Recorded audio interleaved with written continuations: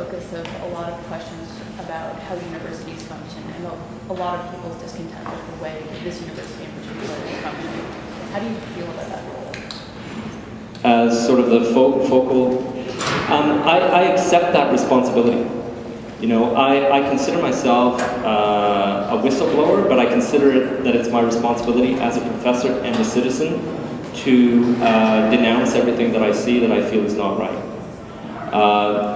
For example, on my blog, uofowatch.blogspot.com, I make it a point to describe all of the things that I can see, that I'm directly involved with, that I know about, and I put the documents up on the web, and I expose these things.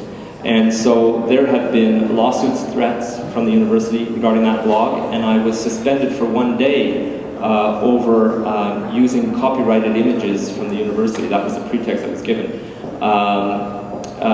in building that blog. So the critique of the university itself is one aspect of what I consider to be my work and my responsibility. Now, normally a university professor has tenure exactly to protect them in situations like that. In fact, it goes even further than just tenure. We even have legal protection. There is an insurance policy that protects professors from libelous attacks and so on, slap suits and so on, when you express yourself as a university professor.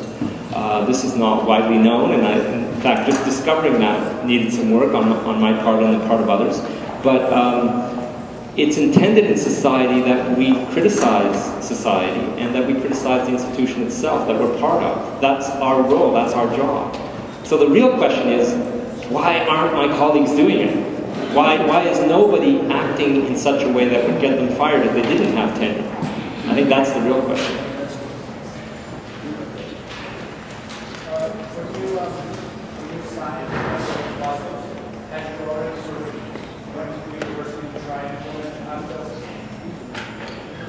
Yes, but that's, I mean, there's been a long history, and these A pluses were attributed in several courses, not just this one course, right?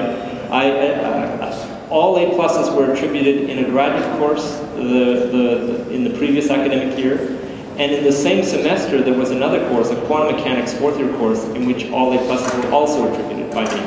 So all of these grades in all the courses have always been approved by the university. So they had all the same documents, all the same student complaints, all the same everything you want, and they approved these grades. They did not intervene and say, wait a minute, we have to look at this, etc. They approved this, and then 8 months later decided that it was something that I needed to be dismissed over. Yes. Then you can ask, well, you know, why that one course? And it's because in that one course, 3 students wrote to the administration and expressed their frustrations about the course. And I think you have to understand that when you put forward a new way of doing things in a classroom, there are going to be a lot of frustrations. Students are used to the usual, are used to being graded, are used to being treated in a certain way within their program. There's a habit that's formed, and so there's a barrier there. And we did discuss that with students and so on. And so these 3 students chose to express that to the administration, express their frustration. Yeah. How do you rate your chances at the board? 0. The board is the board. And so if there was anything there, would you consider legal action afterwards? I'm not in a position to pursue the university independently. I'm not allowed to. It has to go through labor law. So it will be, I will ask my association to take on my case. They will make a decision as to whether or not they want to take my case on. If they do, and in all likelihood they will, then it will go through an arbitration process under labor law, and that can take several years. And so what are you going to do during those years?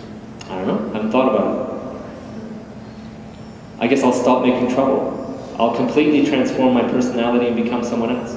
Yeah, right. Quels sont vos recours financiers en cas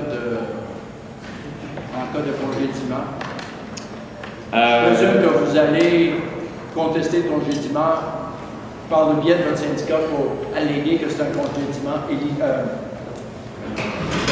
non justifié. Oui, bien sûr. Tout à fait. Et à la suite de ça, si vous gagnez, vous allez demander compensation. Bien sûr.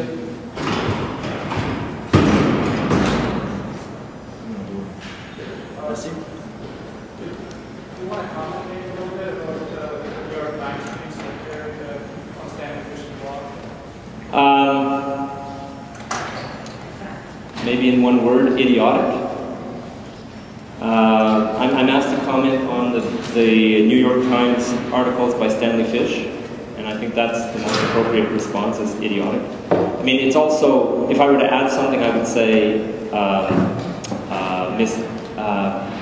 how do you say, it misrepresents the situation quite dramatically. For example, all of the media reports that say, well, first he asked to do satisfactory and non-satisfactory, and when that was refused, he decided to give all A+.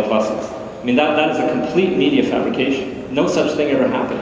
I never asked to use satisfactory and non-satisfactory in my physics courses. Never did I ask that. So that's just one example. There are many, many media fabrications like that, where a journalist will interview me, we'll talk for a long time, I'll talk about what happened in 2005 in this course, and so on and so on, and they put it all together in this very condensed form that ends up with things like that, you see. And then other articles repeat it constantly. And so that's what happens there. It's quite an interesting experiment in how the media works. What do you plan to do afterwards?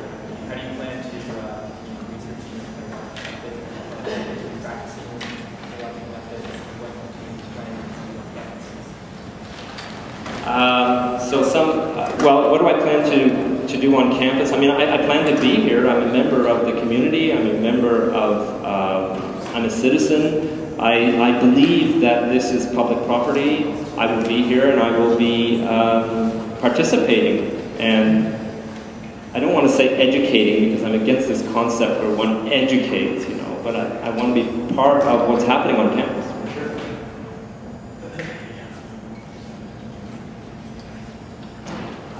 I can see that there's a slow, and maybe it would be time for others to continue this